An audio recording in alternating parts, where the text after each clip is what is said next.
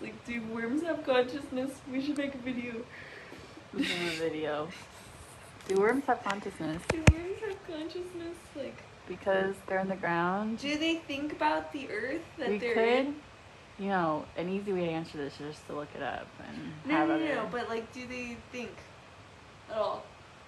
Or are they just eating dirt? And also, do worms sleep? Do they sleep? I'm not sure if they sleep. It would be interesting if worms slept. Do they just not move? They just look like dead worms? Yeah, they're kind of just like this. Do we know? Do we know whether like they're dead or they're asleep? Like, is there a difference between a worm that's dead and asleep? Oh my god, your hair looks so cool right now. Like, look back. Oh my god. No, look back the way you were. I want you to see that. Hold on, let me put my other hair back. You did good. No, that ruined it. Bro. I'm just like wondering. I meant inchworm. What's the difference between an inchworm and an earthworm? Like, when did they evolve? Inchworms inch, earthworms earth. Oh. Okay. It was recording the whole time, so. I hope that I wish I could post this somewhere, but there's like nowhere to post this because if I were to post it on OnlyFans, it'd be like, this is not sexy at all. Well, you can't post it anywhere else because you're naked. Talking about worms. You're naked, so you have to like. This is the perfect thing for Twitter. Okay. Twitter. Thanks, Elon Musk. Elon Musk? Me? Who are you? Now I'm getting shy.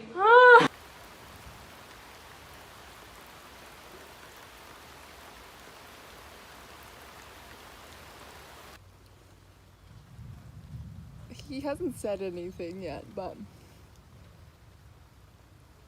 we're having a conversation.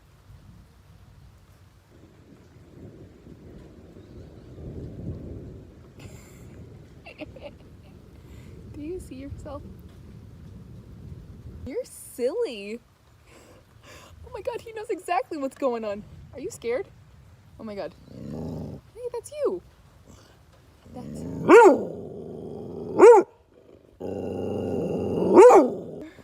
Wow, I was trying to take a peaceful video and you're ruining it. Thanks. Hi, I'm super tired, but I just wanted to have a little chat about my first ayahuasca experience yesterday. So in the beginning, I felt like, oh my god, what is this teaching me? This is just telling me the same things that I know already, which is to love myself and that I only really need myself and that's it. And I had to really let my ego go and remind myself, you know, like I have to let my medicine work and let it do its thing. I have a bunch of mosquito bites on my face, but whatever.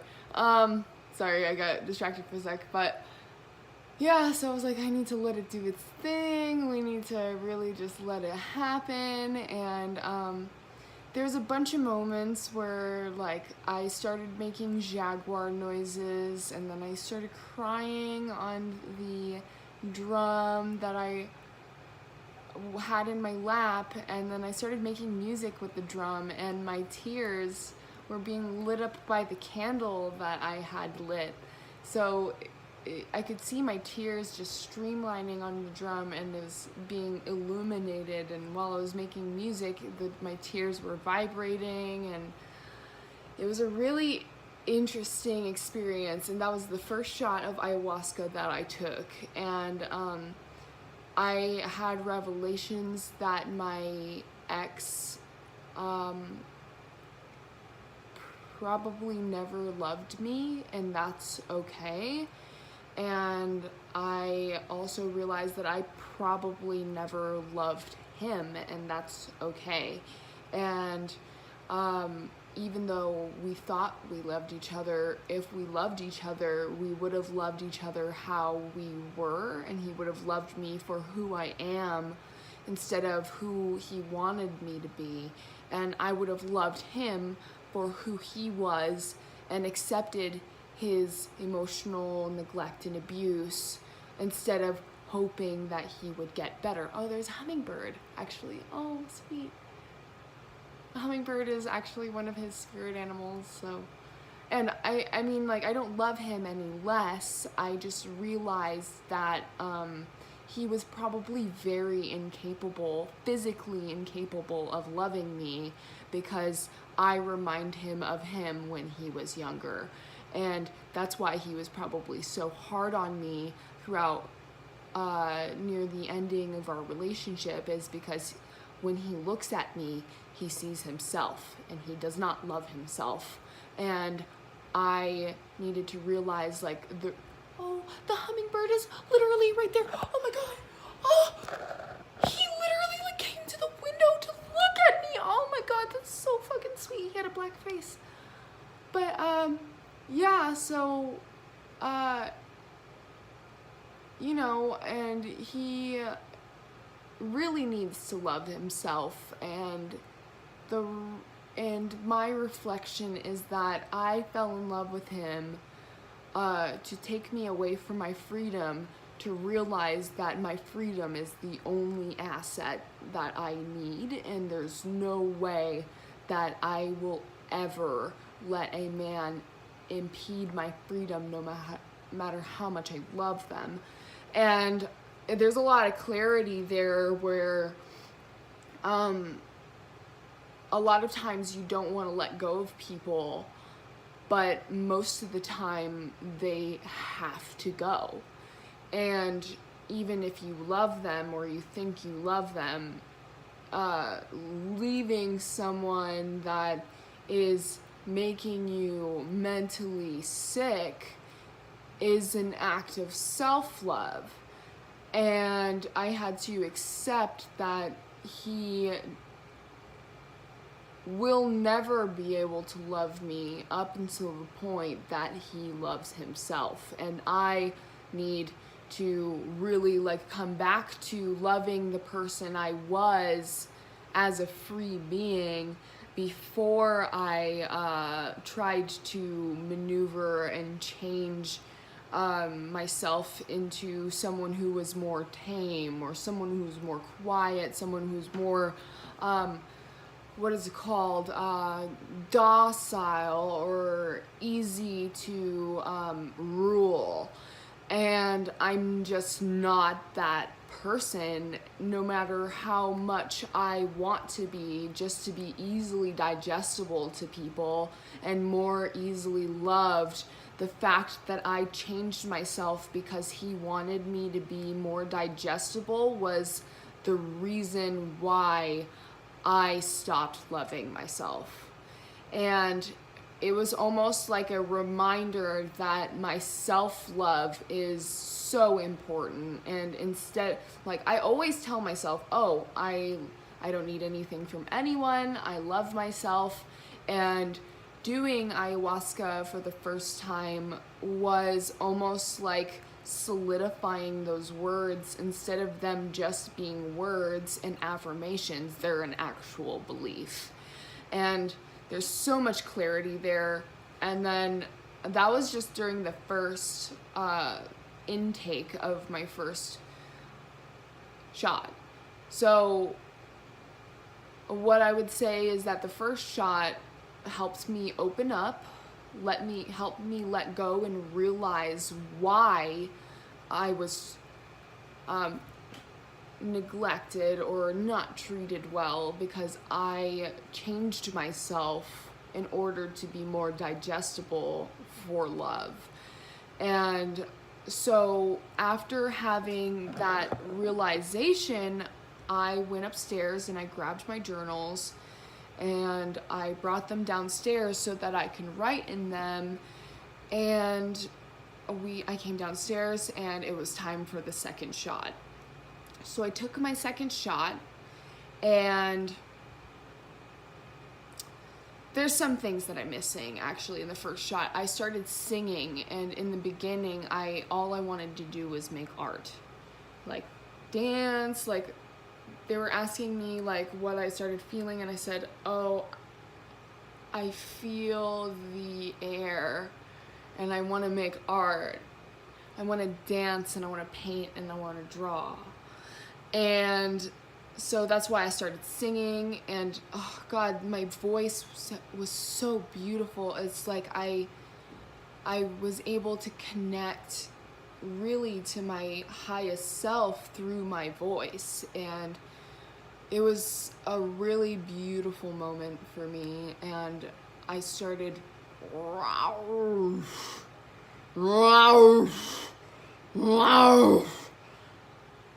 I know it sounds funny, but I was like really connecting to my inner jaguar, and so that concluded my first shot of ayahuasca. My second shot of ayahuasca, I was writing all of these things down, and I actually wrote my first page in this book. I named it actually yesterday, and I let ayahuasca name it. It's the book, I was gonna name it The Book of Shadows, you can't even see it. The Book of Insight and Integration by Phoenix du Soleil. So far, that is what my first shot took. My second shot, I took it and I knew I need to go outside. There's no way that I'm gonna be able to stay inside. I need to go outside, and before we started our ceremony, the shaman asked us to stay on the property and not go to the lake. But the fact that he told me not to go to the lake was the exact reason why I went. And I just needed to go. There was no way that I was gonna be able to stay. So I realized even then in that moment that like if someone gives me rule, especially a man, I am likely to break it. Not because I want to cause trouble, but because I am not to be ruled. And I feel deep down that like my power is my own, I have free will. I will tell you after I'm done. You know, and it's not because I want to be rebellious, it's because I have free will and I will do as I please. So as I walk into the jungle, I find that I'm very wild, and and during my first shot actually, it was like almost like knowing who I am and reminding myself of who I am. And I know who I am. I'm a wild woman, I'm an artist, and I create. My will and my power is to create, and my power and my worth is in my freedom. So and it's so beautiful to be able to like put that in words of being like, this is who I am, I know who I am, and that's it. That is specifically who I am in short amount of words.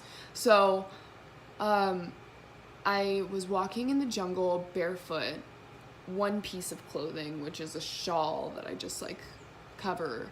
And while I'm in the jungle, I'm like prowling through the shadows, and I find that I love the shadows more than I love the light. I find that I can see more in the shadows than I do the light, not necessarily physically, but energetically, I prefer shadow. And I was kind of like prowling through the darkness and looking at the grass and seeing how it like sprawled out kind of like that, and then I started making my jaguar noises again, and the dogs started getting scared. They were barking at me from afar, and I started to speak to them. I said, "Come to me. If you come to me, you will realize it's me."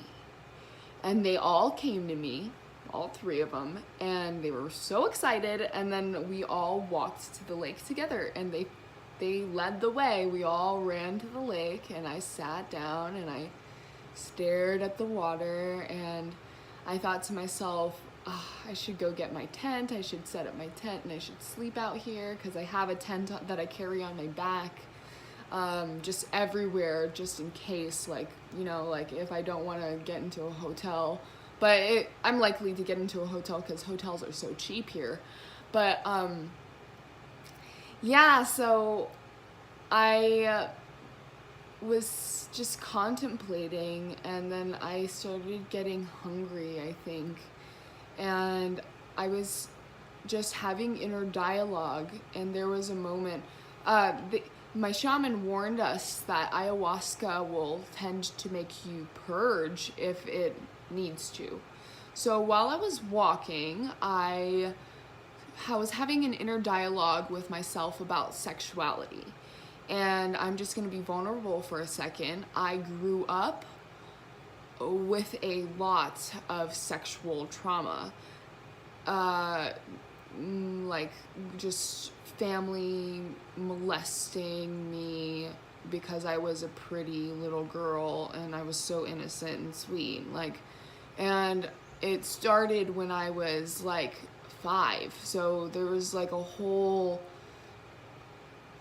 just throughout my life, there was like sprinklings of sexual abuse. And I mean, I've gone through a lot of abuse actually, and I'm surprised that I'm not worse than I am. So it's like, yeah, I went through a lot of sexual abuse that we're just gonna stay there within that realm. And I told myself sexuality means nothing to me. And that was the moment where I felt it in my stomach. And immediately I started to puke. And I was like, oh God, so gross. And in my head, like, the ayahuasca tells you why it's making you purge. So I was puking and I was like, I'm lying, aren't I?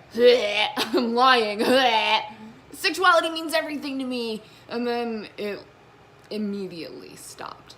It immediately stopped. And I was like, okay, I know who I am. I know what I want. And what I want is sexual transparency and safety. And that was another moment of clarity for me, where I finally knew exactly what I need and want when it comes to sexuality and accepting myself as a sexual being. And like, I started thinking of people that I would feel comfortable and feel safe with doing things like that. I wasn't thinking about having sex. I was thinking more so about the safety and creating the environment in a relationship enough to be safe enough to have sex. Because I've been having a lot of trouble with sex lately, because of like the frivolousness of my past relationship, absolutely disregarding boundaries and sexual health. And like, those were huge impacts on my mental health. And I tried my best to accept and be unconditionally loving. And I'm like, we're polyamorous, like I'm trying, like I'm poly. And like, I realized that the problem isn't actually with polyamory. The problem is with partners who don't know how to respect boundaries and give a shit about sexual health. And I'm not outing anyone. I'm not trying to be mean. I'm just being serious and I'm sharing my experience. So the fact of the matter is that has a huge impact on my mental health because of how much sexual trauma I had gone through. And I did communicate that in my past relationship, that, hey, you're triggering my trauma and it's really making life difficult for me. And his response was, "You're not special because you have trauma." And it really took me back and made it worse for me mentally, because I wasn't trying to be special about my trauma. I was trying to really save me from blowing up at him and going fucking crazy. And like, because I get violent when you start triggering like my sexual trauma and like my childhood abuse. Holy shit, do I get violent? Do I actually want to kill you? And I'm not going to kill anyone. I'm just being vulnerable, that I genuinely, that it creates so much unsafety for me in my own body that I want to inflict pain. And I was getting sick. My whole body was hurting. Like, having sex with people was painful. It was physically painful. Like, I would get a really deep cramp in my heart where it's like, this fucking sucks. Like, I don't ever want to do this again. And wow, heavy topic, guys. But yeah, I'm doing my fucking best, and I realize that sexuality means a lot to me, and so does sexual transparency and sexual safety. And I kind of moved on from that into like coming back to the home and having a conversation about it with my shaman. And then it was time for the third shot. And at this point, like, people are starting to break out of their silence. People are starting to go into the jungle. People, like, everybody's having their own experience. Some people are hurling and crying. Some people are like, oh my God, this is amazing, having conversation with plants. And then there's me turning into a jaguar, running into the jungle and enjoying the shadows. And it was an amazing experience, my second shot. So it was almost like it went from me knowing exactly who I am to me knowing exactly what I want. And then my third one was also amazing. I took it, I had a conversation with my best friend, and there was a moment where she had said something to me where, like, you know, when you tell someone something and they go, and like, that really triggered me so bad, because it's like, when it was very dismissive. I'm not mad at her. I'm just saying it was dismissive. And I had to go back to my journal and really write down what I felt and how to approach it in a calm way. I wrote down how I want to approach it, and I just wanted to be short and sweet, to the point, done, over with, have a quick conversation, and it's done. So I went up to her after she came back from her walk, and I said, hey, can I have a talk with you? She said, yeah. And I said, I would like to talk about boundaries. And she's like, okay. So I said, and I took a breath, because I didn't want to blow up, because I have a tendency to blow up when I'm offended. But I had already wrote down in my journal not to let people offend me. So I told her, I do not accept being spoken to in a dismissive way. And when you say, and, after I say something, I will not be talked to like that. And I did my best to make it clear, concise, easy, to the point, boundary, and no argument involved. There's no argument. And then she had a moment where she was like, I don't understand, well, when I say and then I said, this isn't an argument. It's just a boundary. And then I walked away, and while I walked away, she said, I love you. And I said, I love you too. So I went back into the jungle, and I sat on a platform, and I cried for a good 20 minutes, and I cried really hard, actually. And that was a trigger for me, and it opened up a whole nother page where I had to face my abandonment issues. And I realized, like, the reason why I have a problem with setting boundaries is because my mom is a narcissist, and I don't talk to her anymore because of how toxic she is. But but whenever I tried to set boundaries with my mom, I would be severely punished with neglect or degradation, humiliating, dismissal. So, and that was another reason why the dismissal, I had to realize, like, her talking to me in a dismissive way triggers my trauma with my mother. So, and then I had to go and reflect on it, and that, like, the reason why I had to face it and talk to her about it immediately is because I never, ever, no matter how much I love you, no matter who you are, I will not be talked to like that, ever. So, and it doesn't matter if it's one word. No. The answer is no. I will not be talked to in a dismissive way. It triggers me, it makes me angry. And no one likes me with that when I'm angry. I am violent and I'm mean. So, I had to nip it in the bud. So I went and I cried, and I realized I miss my mom, and I miss her more than I miss my ex-boyfriend. But even though I miss her, it doesn't mean that I will ever talk to her again. And, like, that was, it was freeing to validate my own emotions with that.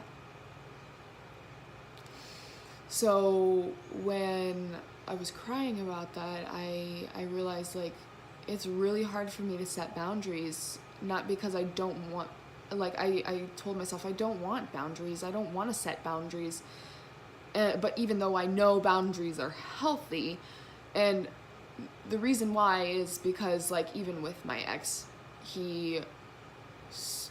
major problem, whenever I would set a boundary, like, hey, you're hurting my body, or you're going to hurt my body, or please don't do that, you're hurting me, it would be my fault, and it would they would get very angry. It was almost like a mirror image. My mother and my ex both would get offended at me for creating a boundary, no matter how small. Like, for example, I would tell my ex, hey, please don't walk the horse into me. The horse might have stepped on my foot, which means I wouldn't be able to do all of my athletics. But he got very angry at me and punished me emotionally for setting boundaries. So, and that's the exact same thing my mother would do. She would punish me for setting boundaries. Like, another example, when I told my mom I did not want to raise my sister anymore because I had been raising my sister since I was 9 years old, and I was 14 at the time. I had a boyfriend. I was like, you know what I said? I said, if I wanted to have a baby, I would have. If I wanted to have a baby, I would have gotten pregnant at 11. And she got so mad at me that she kicked me out of the house, and I was sleeping outside on the floor without any food for like 2 months. It was really, like, when I say I have gone through trauma, like, yeah, it's there. But, so, anyway, without talking about the past, fuck that, I've already processed that. I was just giving examples. I realized that I really do miss my mom, but it doesn't matter how much I miss her. It's an act of self-love of leaving people who are not good for you.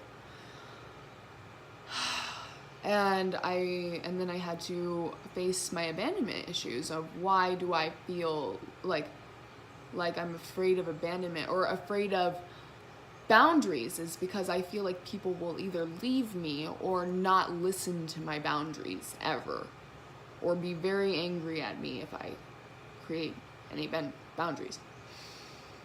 So I had to face that. I was crying very hard. I was crying about my boyfriend, or ex. I was crying about my mom. I was crying about being afraid that my best friend would leave me because I told her not to speak to me in a dismissive way, which is a very silly thing to cry about and like think that your best friend is actually going to leave you because of that. But I have experience with that, so it was a thought, and I had to accept, like, you know, if she leaves me, I will be okay.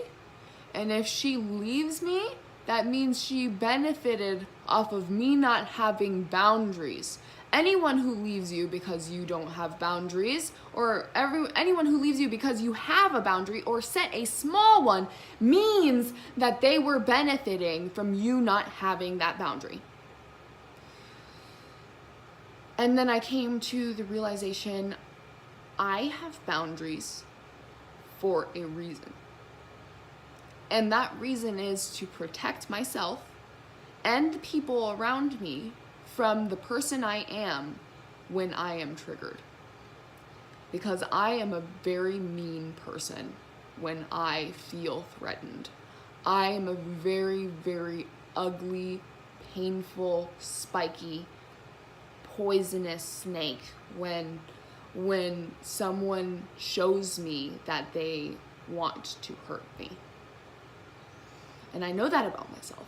So I had to be honest with myself that boundaries are not to keep you from having fun. Boundaries are to keep us safe while having fun. I have these boundaries. There's not many, but I have these boundaries to let you know where it's safe to play in my areas. So if you cross this, I'm letting you know there are snakes on that side of the fence. So don't cross it, because if you do, I am responsible for my own feelings, but I'm letting you know that if you step on that snake, it will bite you.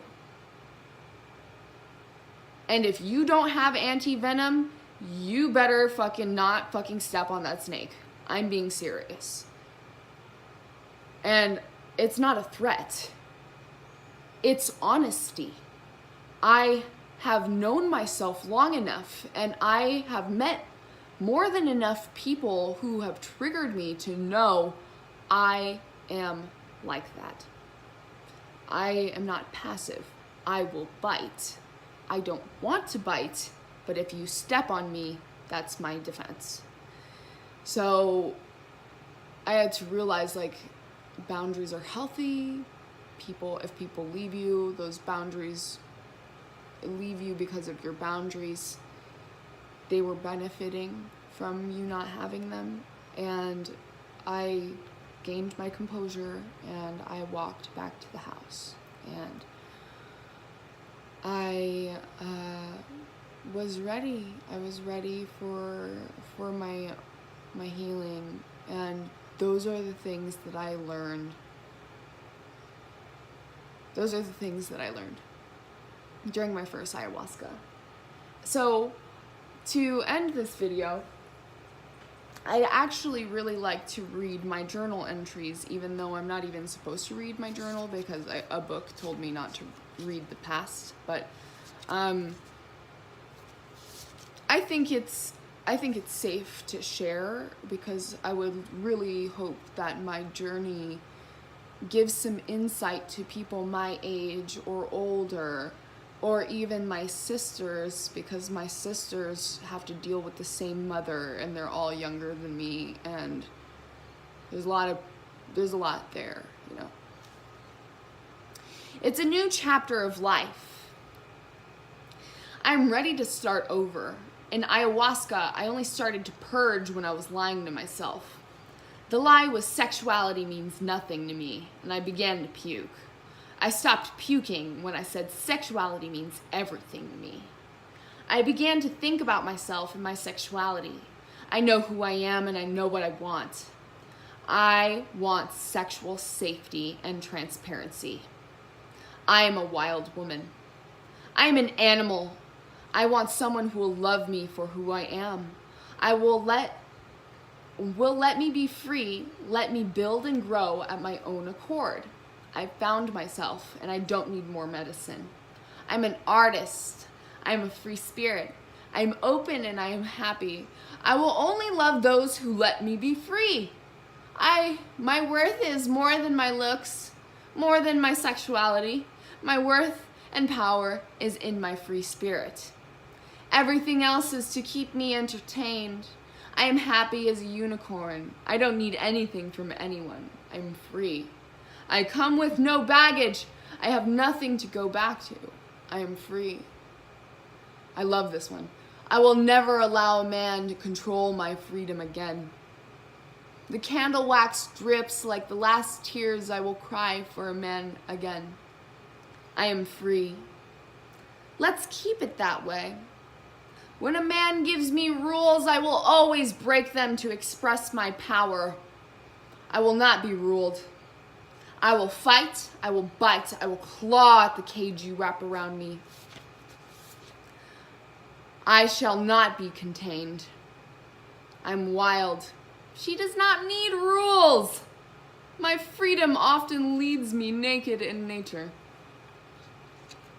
Have boundaries with myself, not to distract myself from my self-work by talking to others. I refuse to let people talk to me in a dismissive way.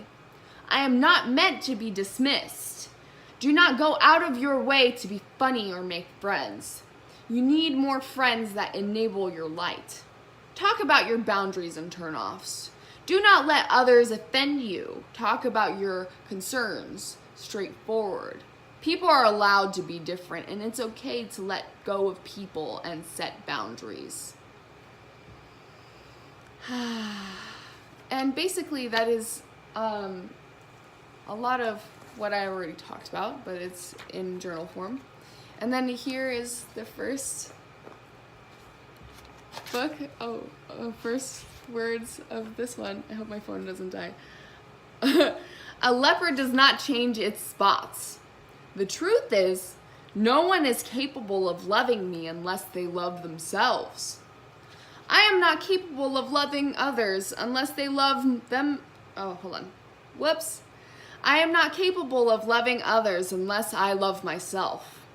No one dare to get in the way of me to me, or they shall awaken a beast that is better off asleep.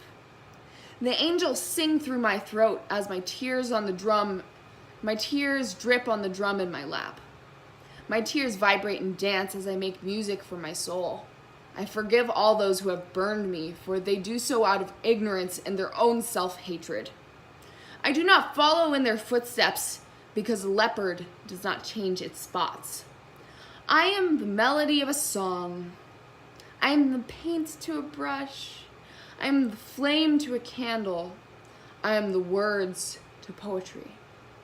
Don't you dare get in the way of me to me. My past does not haunt me, merely thoughts.